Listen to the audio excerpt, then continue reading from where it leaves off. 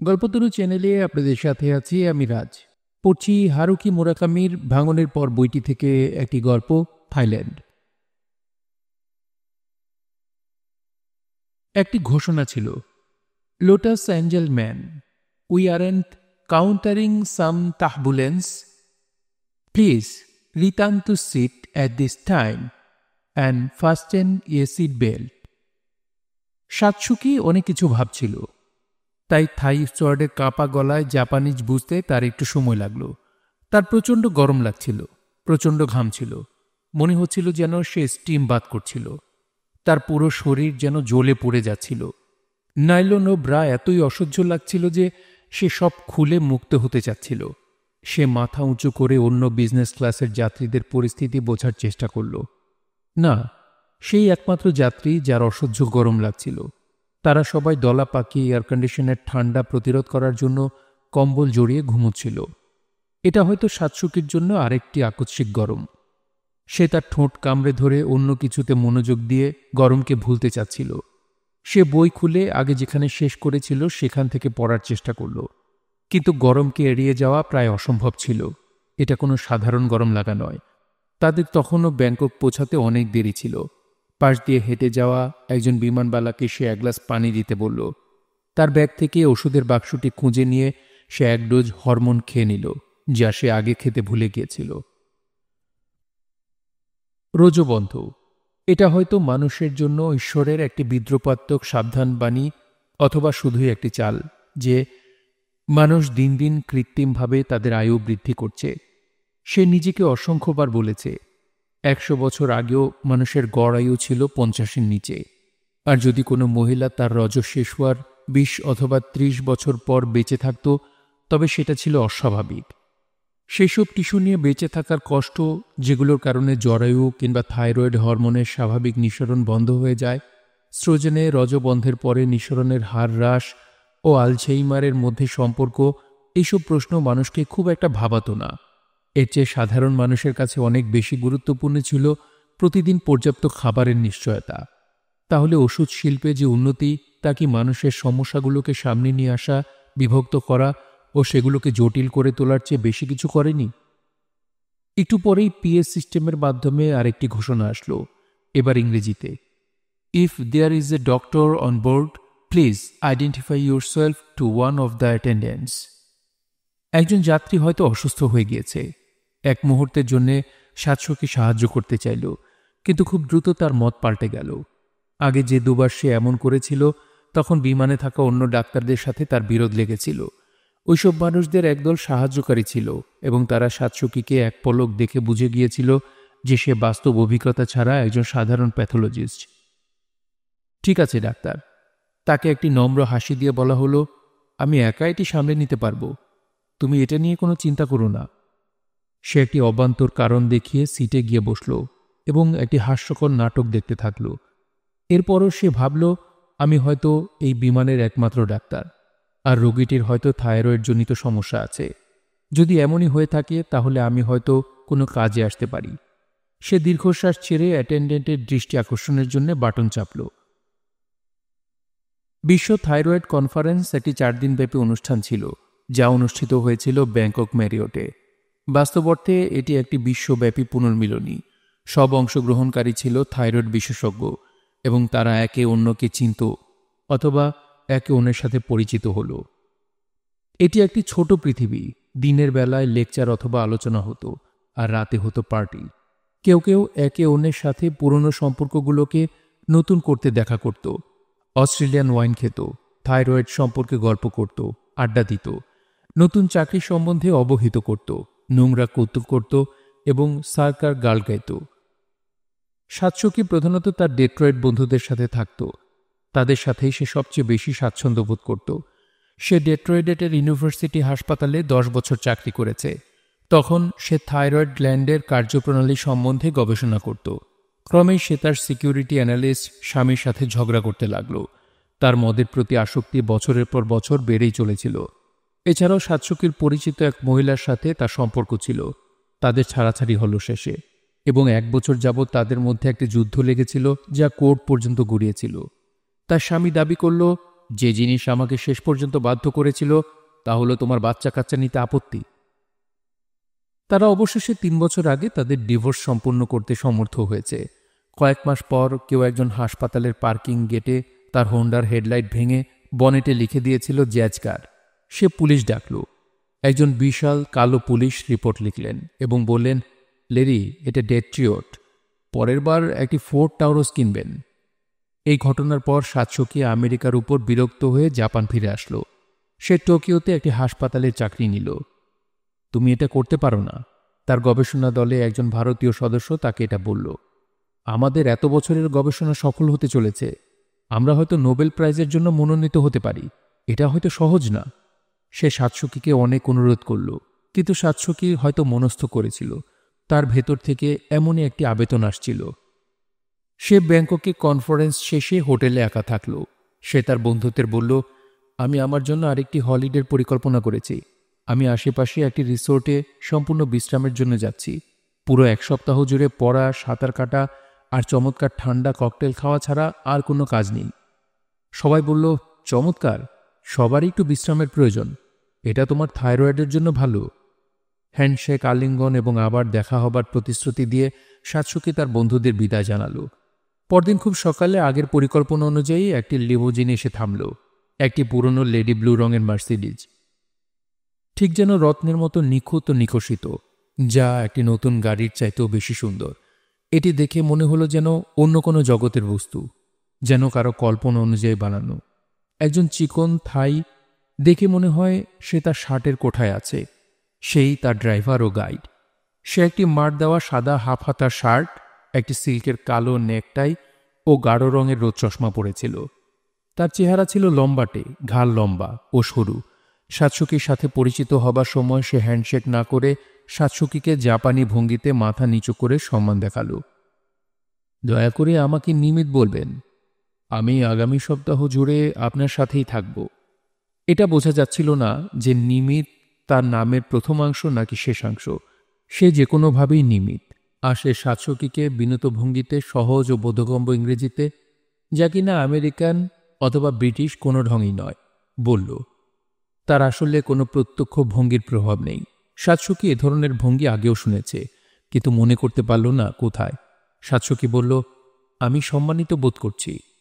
একসাথে তারা ব্যাংককের অমার্জিত, কোলাহলপূর্ণ ও দূষিত রাস্তা পার করে এগিয়ে চলল। গাড়িগুলো জট বেঁধেছিল, লোকজন একে অন্যকে গালি দিচ্ছিল। গাড়ির হর্নের শব্দ বাতাসে বিমান আক্রমণের সাইরেনের মতো লাগছিল। এছাড়া রাস্তায় হাতিদের হেলে দুলে হাঁটা চলাও ছিল। আর হাতি একটি বা দুটি ছিল না, ছিল অসংখ্য। এই ধরনের শহরে হাতি কি করছে? সে নিমিতকে জিজ্ঞাসা করল। সে ব্যাখ্যা করল, মালিকরা তাদের গ্রাম থেকে নিয়ে আসে। তারা হাতিকে গুড়ি টানার কাজে লাগাতো, কিন্তু তাদের বেঁচে থাকার জন্য পর্যাপ্ত কাজ তারা এভাবে পেত না। তারা এইসব জন্তুদের শহরে পর্যটকদের খেলা দেখিয়ে টাকা উপার্জনের জন্য নিয়ে আসতে থাকল। এখন শহরে প্রচুর হাতি, যা শহুরে জীবনযাপন কঠিন করে তুলেছে। মাঝে মাঝে এইসব হাতি ভয় পেয়ে এদিক সেদিক ছোটাছুটি করে। একদিন তো এভাবে প্রচুর গাড়ি নষ্ট হয়েছিল। পুলিশ এটা বন্ধ করতে চেয়েছিল, কিন্তু তারা মালিকদের কাছ থেকে হাতিগুলো বাজেয়াপ্ত করতে পারে না। তারা যদি এটা করত, তাহলে তাদের হাতি রাখার জন্য প্রচুর জায়গার প্রয়োজন হতো। এদেরকে খাওয়ানোর খরচও বেশি। তারা যা করতে পারে তা হলো এদেরকে ছেড়ে দেওয়া। গাড়িটি ক্রমেই শহর থেকে বেরিয়ে পড়ল। একটি এক্সপ্রেসওয়ে ধরে উত্তর দিকে আগাতে থাকল। নিমিত একটি টেপ বের করে তার ভলিউম কমিয়ে গান ছেড়ে দিল। এটি ছিল জ্যাজ, যা সুর সাতসুকি অনেক আবেগ দিয়ে মনে করতে পারল। সে জিজ্ঞাসা করল, তুমি কি ভলিউম একটু বাড়াতে পারো? ডাক্তার, নিশ্চয়ই। নিমিত ভলিউম বাড়াতে বাড়াতে উত্তর দিল। সুরটি ছিল কানসেট স্টার্টেড। একদম এই সুরটি সে আগে বহুবার শুনেছে। ট্রাম্পেটে হাওয়ার্ড ম্যাকগিল, টেনরে লিস্টার্নিয়ান। সে যেন নিজেকেই শোনাল। জেটিপি। নিমিত রিয়ারভিউ আয়নাতে সাতসুকির দিকে তাকালো। সে বলল, খুবই চমৎকার ডাক্তার। তুমি কি জ্যাজ পছন্দ করো? আমার বাবা এর জন্য পাগল ছিল। আমি যখন ছোট ছিলাম, তিনি আমার জন্য রেকর্ড বাজাতেন, একই জিনিস বারবার। আর তিনি আমাকে পারফর্মারদের নাম মুখস্থ করিয়েছেন। আমি যদি ঠিকভাবে তাদের নাম বলতে পারতাম, তাহলে তিনি আমাদের চকলেট দিতেন। আমি এখন পর্যন্ত বেশিরভাগই মনে রেখেছি, শুধু পুরনোদের। আমি নতুন কোনো জ্যাজ মিউজিশিয়ানদের সম্বন্ধে কিছুই জানি না। Lionel Hampton, Bud Powell, Earl Hardens, Harry Edison, Buck Clayton. নিমিত বলল, আমিও পুরনো জ্যাজই শুনি। তোমার বাবা কি করতেন? তিনিও ডাক্তার ছিলেন, একজন শিশুরোগ বিশেষজ্ঞ। আমি হাই স্কুলে যাওয়ার পরপরই তিনি মারা যান। সাতসুকি বলল। নিমিত বলল, আমি দুঃখিত। তুমি কি এখনও জ্যাজ শোনো? সাতসুকি মাথা নাড়ল। ওভাবে শোনা হয় না অনেক বছর যাবৎ। আমার স্বামী জ্যাজ ঘৃণা করত। যারা অপেরা পছন্দ করে তারা হয়তো পৃথিবীর সবচেয়ে সংকীর্ণ মনা লোক হয়। যদিও আমি তাকে ছেড়ে দিয়েছি।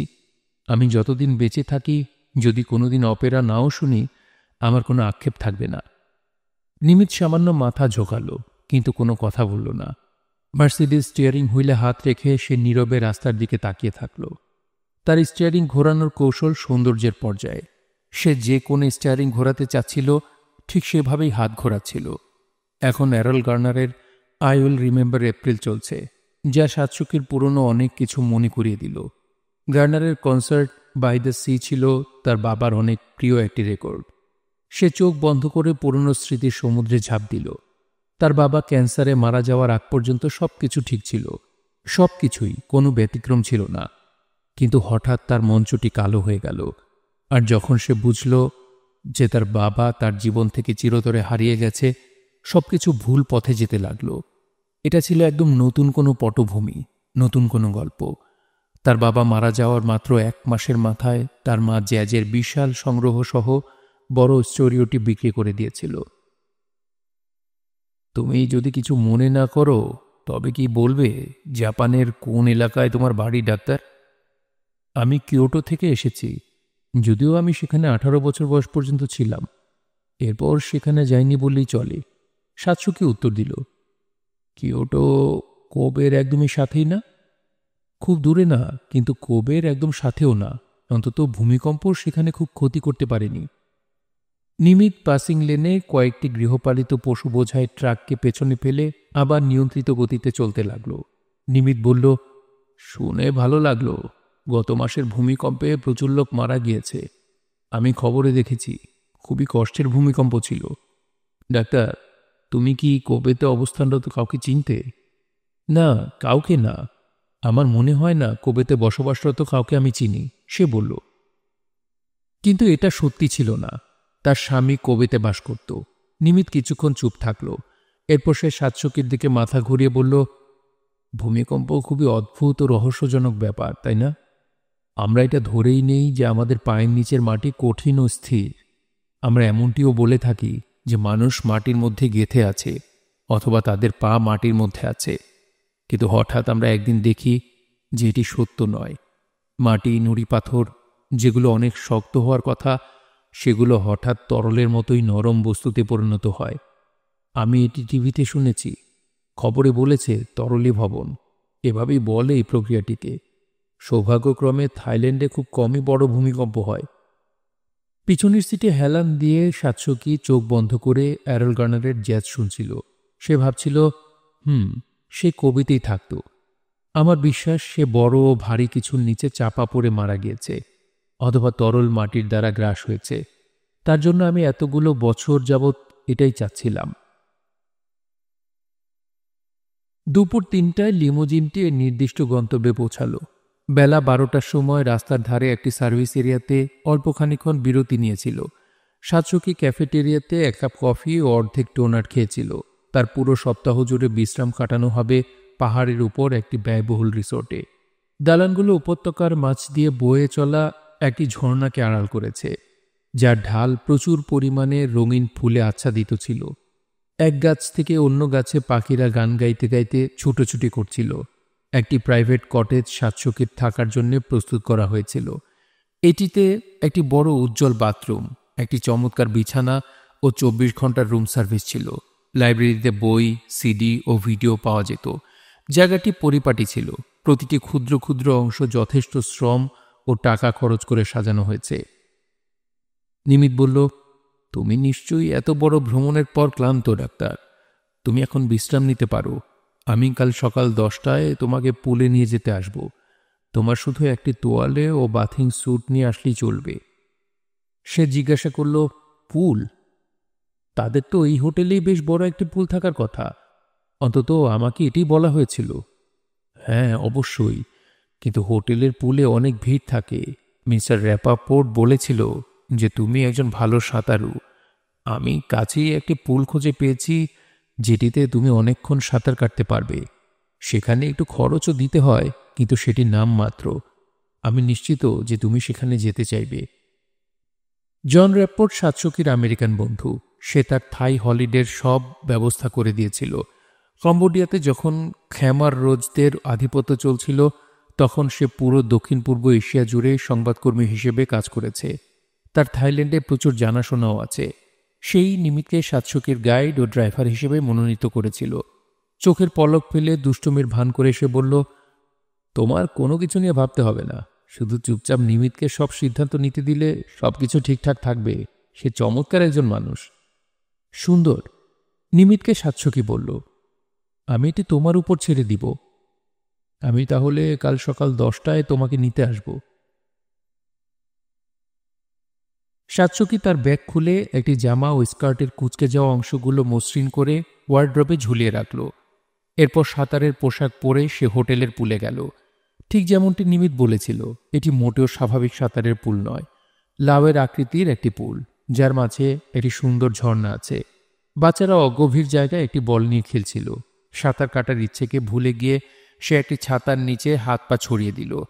একটি পেঁপে ও পেরিয়ান আনতে বলে জন লি ক্যারেন উপন্যাসটি যেখানে শেষ করেছিল সেখান থেকে পড়া শুরু করল। যখন সে পড়তে পড়তে ক্লান্ত হয়ে পড়ে, তখন সে মাথা নিচু করে একটু ঘুমিয়ে নিল। সে একটি খরগোশের স্বপ্ন দেখছিল, ছোট্ট একটি স্বপ্ন।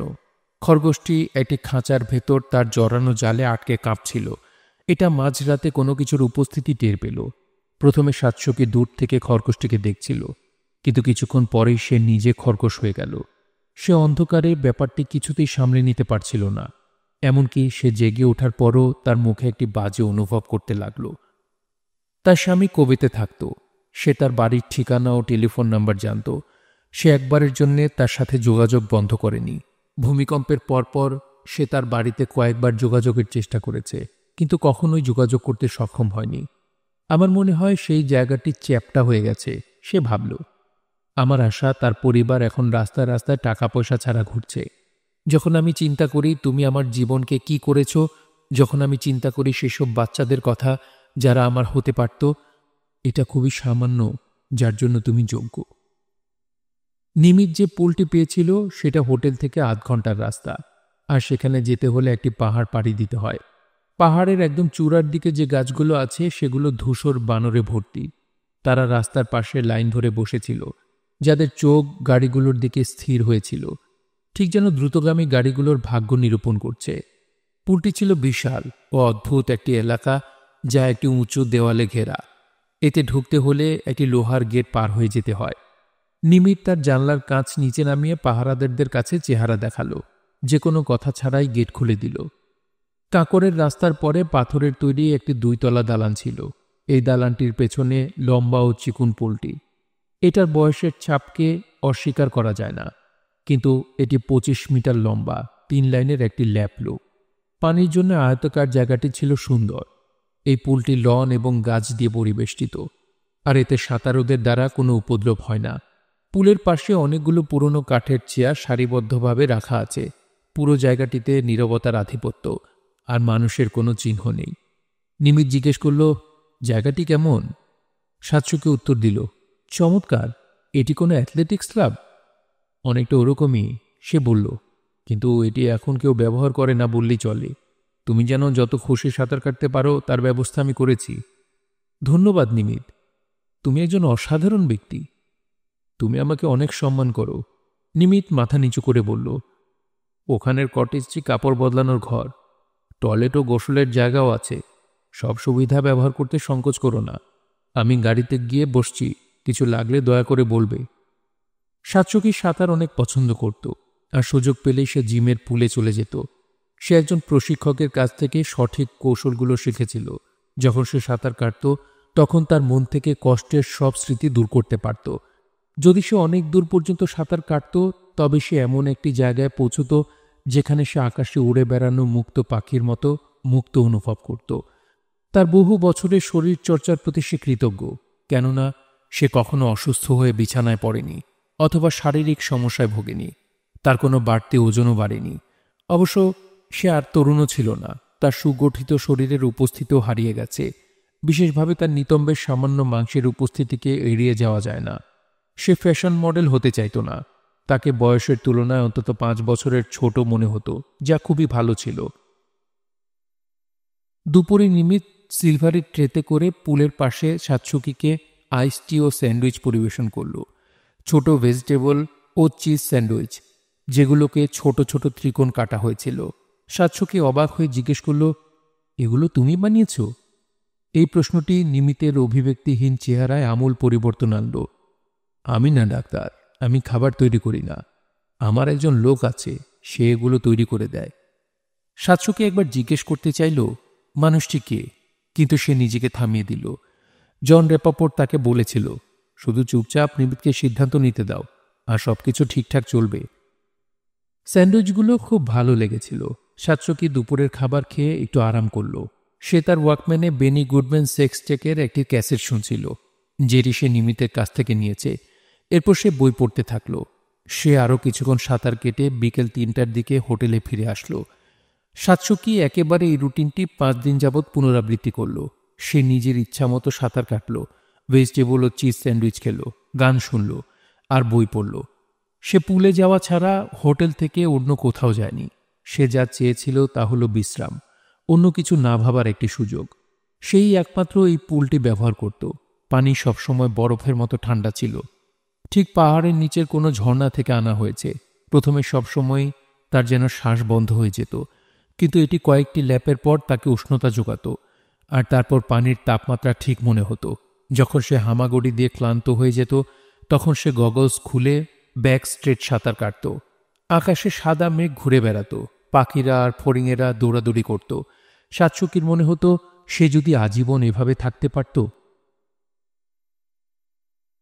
সাতসুকি পুল থেকে ফেরার পথে নিমিতকে জিজ্ঞাসা করল, তুমি কোথায় ইংরেজি শিখেছ? আমি 33 বছর যাবৎ ব্যাংককে নরওয়ের একজন জহরের সাথে চালক হিসেবে কাজ করেছি। তার সাথে সবসময় ইংরেজিতে কথা বলেছি। তার পরিচিত ভঙ্গিতে ব্যাখ্যা করল। বাল্টিমোতে সাতসুকির একজন সহকর্মীও একদম একই রকম ইংরেজিতে কথা বলতো। যথাযথ ব্যাকরণ, হালকা ভঙ্গি, কোনো স্ল্যাং নেই।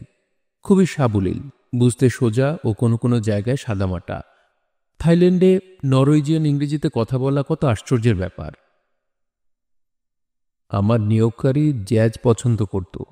যখনই সে গাড়িতে থাকতো তখনই একটি ক্যাসেট বাজাতো, আর এই কারণেই তার চালক হিসেবে আমিও এর সাথে পরিচিত হয়ে যাই। সে যখন 3 বছর আগে মারা যায়, তখন সে এই গাড়ি ও সবগুলো ক্যাসেট আমার কাছে রেখে গেছে। আমরা এখন যেটি শুনছি সেটি তারই। তাহলে সে যখন মারা যায়, এরপরই তুমি বিদেশিদের জন্য একজন স্বাধীন ড্রাইভার হয়ে গেলে, তাই না? ঠিক তাই, নিমিত বলল। থাইল্যান্ডে অনেক ড্রাইভার গাইড আছে, কিন্তু সম্ভবত আমি একমাত্র যার নিজের মার্সিডিজ আছে। সে নিশ্চয়ই তোমাকে অনেক বিশ্বাস করত। নিমিত অনেকক্ষণ চুপ করে রইল। সে যেন সাতসুকির প্রশ্নের উত্তর দেবার সঠিক শব্দ খুঁজছিল। ডাক্তার, আমি ব্যাচেলর। আমি কখনো বিয়ে করিনি। আমি 33 বছর যাবৎ মানুষের ছায়া হিসেবে কাজ করেছি। সে যেখানে গিয়েছে আমিও সেখানে গিয়েছি। সে যা করেছে সব কিছুতে সাহায্য করেছি। আমি বলতে গেলে তার একটি অংশ ছিলাম। তুমি যখন অনেক দিন যাবৎ এভাবে বাস করবে, তখন তুমি তোমার জীবনে কি চাও তা আর বুঝবে না। সে তার গাড়ির স্টেরিওর সাউন্ড খানিকটা বাড়িয়ে দিল। একটি মলো স্যাক্সো। এই গানটির কথাই ধরো। সে আমাকে এটি সম্পর্কে কি বলেছিল হুবহু মনে আছে। এটা শোনো, নিয়মিত কোলম্যান হকিন্সকে খেয়াল করো। লাইনগুলোকে খুব সাবধানে সাজিয়েছে। সে এগুলোকে কিছু একটা বলার জন্য ব্যবহার করেছে। খুব মনোযোগের সাথে শোনো। সে আমাদেরকে তার ভেতরের যে সত্তা আছে তার ভেতর থেকে বের হবার চেষ্টা করে।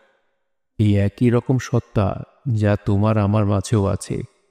এই তো, আমি নিশ্চিত তুমি শুনতে পাচ্ছ গরম শ্বাস, হৃদস্পন্দন। একই গান বারবার শুনতে শুনতে আমি মনোযোগের সাথে শুনতে শিখেছি, নিজের সত্তার সাথে শুনতে শিখেছি। কিন্তু আমি এখনো নিশ্চিত নই যে আমি আসলেই আমার কান দিয়ে শুনতে পেয়েছি কিনা। তুমি যখন একজন লোকের সাথে থাকো আর তার হুকুম পালন করো, তখন এক অর্থে তুমি তার অংশ হয়ে যাও, যেমনটি হয় স্বামী স্ত্রীর মধ্যে।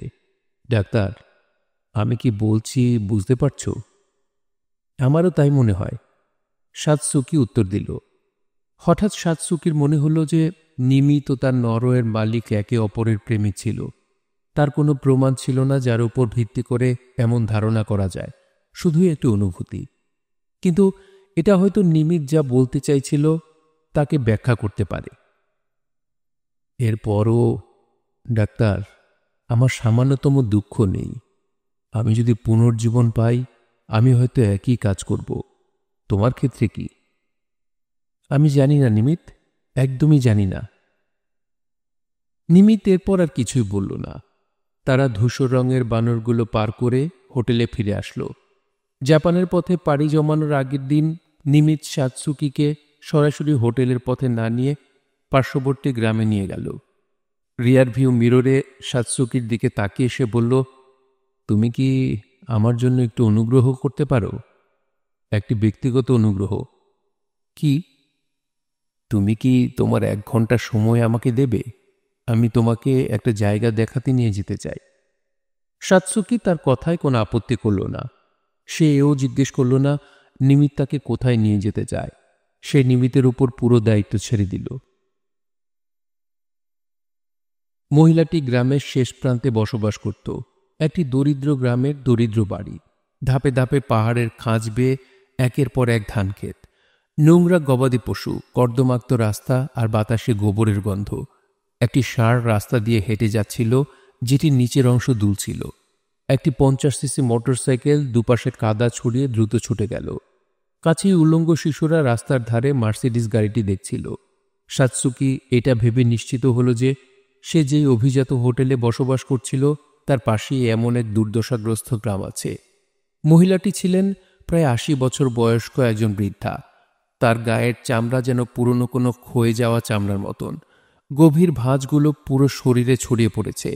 তার পিছন দিক ছিল ঝুঁকানো, একটি ফুলাকৃতি ঢিলা জামা যা কঙ্কালসার দেহ হতে ঝুলে পড়েছিল। নিমিত যখন তাকে দেখল, তখন তাকে অভ্যর্থনা জানানোর জন্য 2 হাত একসাথে করল, আর তিনিও একই রকম ভঙ্গি করলেন। সাতসুকি ও বৃদ্ধা টেবিলের মুখোমুখি হয়ে বসলেন, আর নিমিত বসল আরেক পাশে। প্রথমে শুধু বৃদ্ধা ও নিমিত কথা বললেন। সাতসুকির কোনো ধারণাই ছিল না তারা কি বলছেন, কিন্তু সে খেয়াল করল বৃদ্ধার বয়সের তুলনায় তার গলার আওয়াজ কি জীবন্ত ও শক্তিশালী। মহিলার সবগুলো দাঁত এখনো আছে। কিছুক্ষণ পর তিনি নিমিতের দিক থেকে ফিরে সাতসুকির দিকে ঘুরে বসলেন। তার চোখ সাতসুকির চোখে রাখলেন। তার দৃষ্টি ছিল তীক্ষ্ণ, চোখের পলকও ফেললেন না। সাতসুকি নিজেকে ছোট প্রাণী মনে করল, কিন্তু তার পালানোর কোনো উপায় নেই। তার মনে হতে লাগলো সে ঘামছে। তার চেহারা লাল হয়ে শ্বাসকষ্ট শুরু হলো। সে একটি ওষুধ খেতে চাইল, কিন্তু তার পানির বোতল গাড়িতে রয়ে গেছে।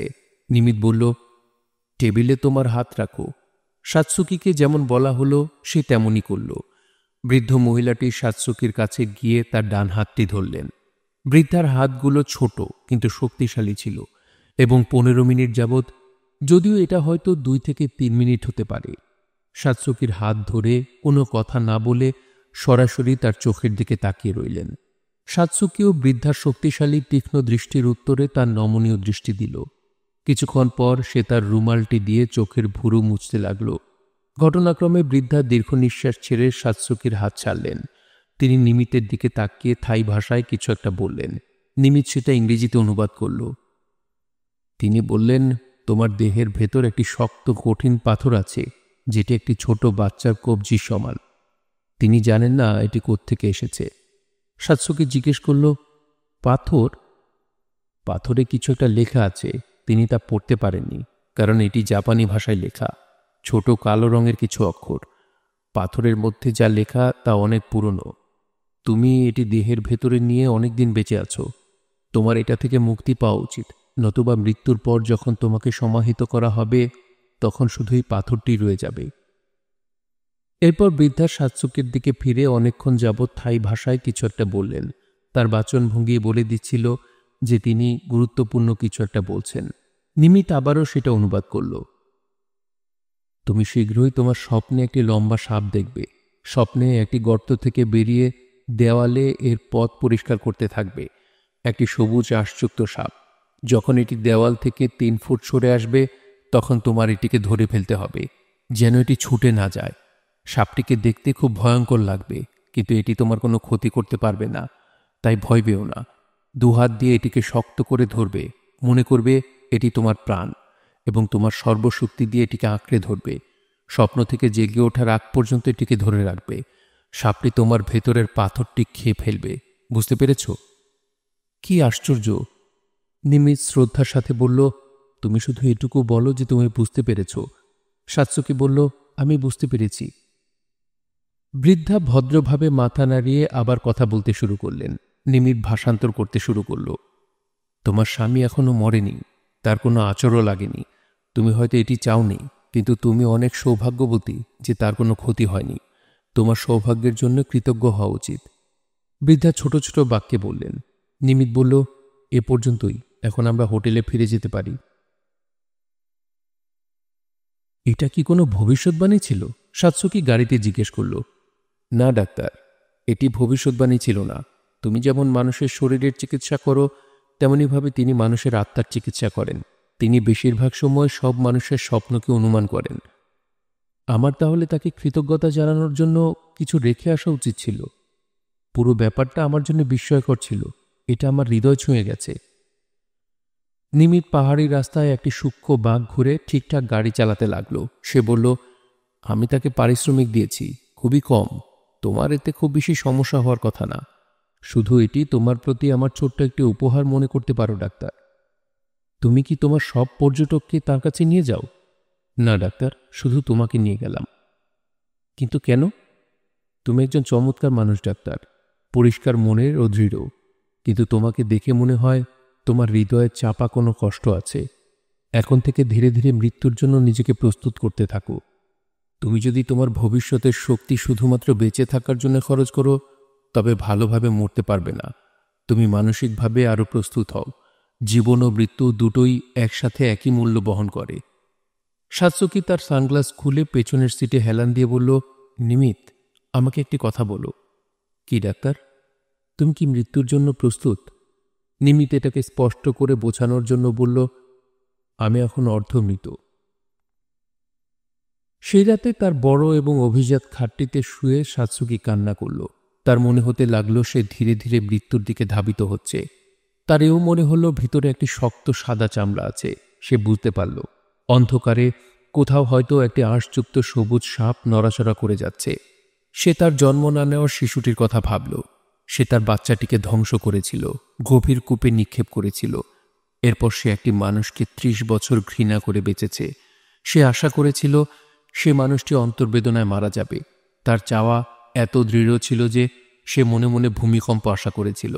সে নিজে নিজে বলল, আমি সেই ব্যক্তি যে ভূমিকম্পের জন্য দায়ী।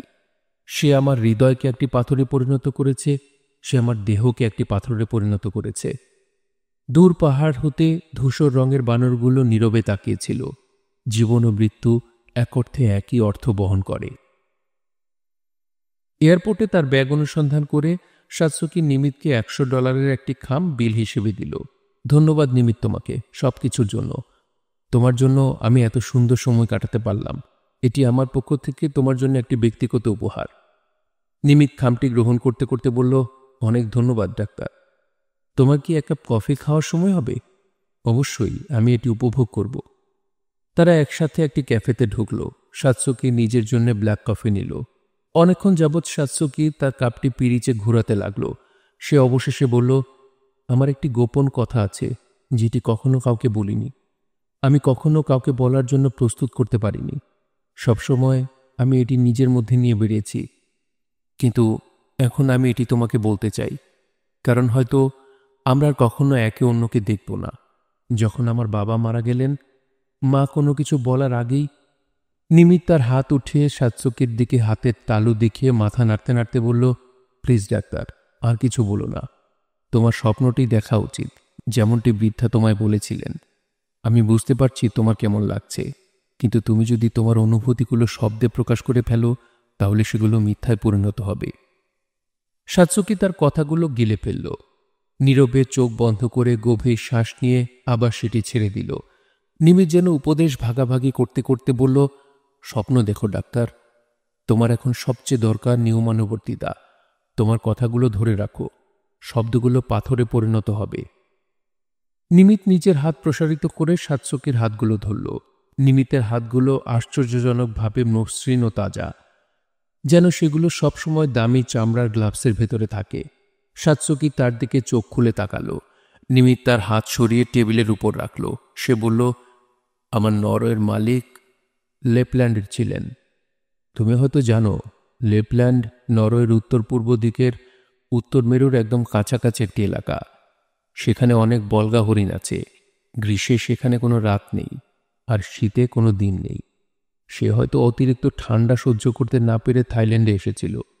তুমি এই জায়গা দুটোকে পুরোপুরি বিপরীতধর্মী বলবে। সে থাইল্যান্ডকে ভালোবেসেছিল।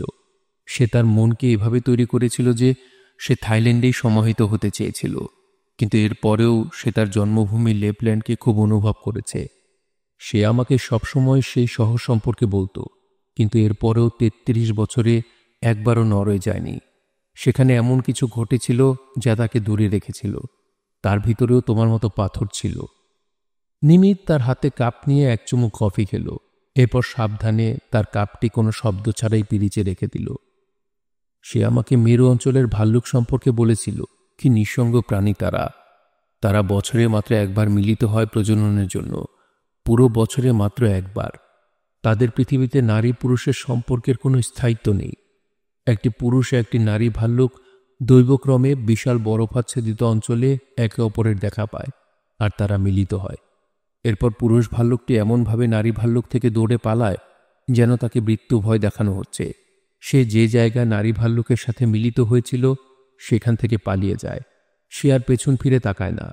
বছরের বাকি সময়টা একাই কাটিয়ে দেয়।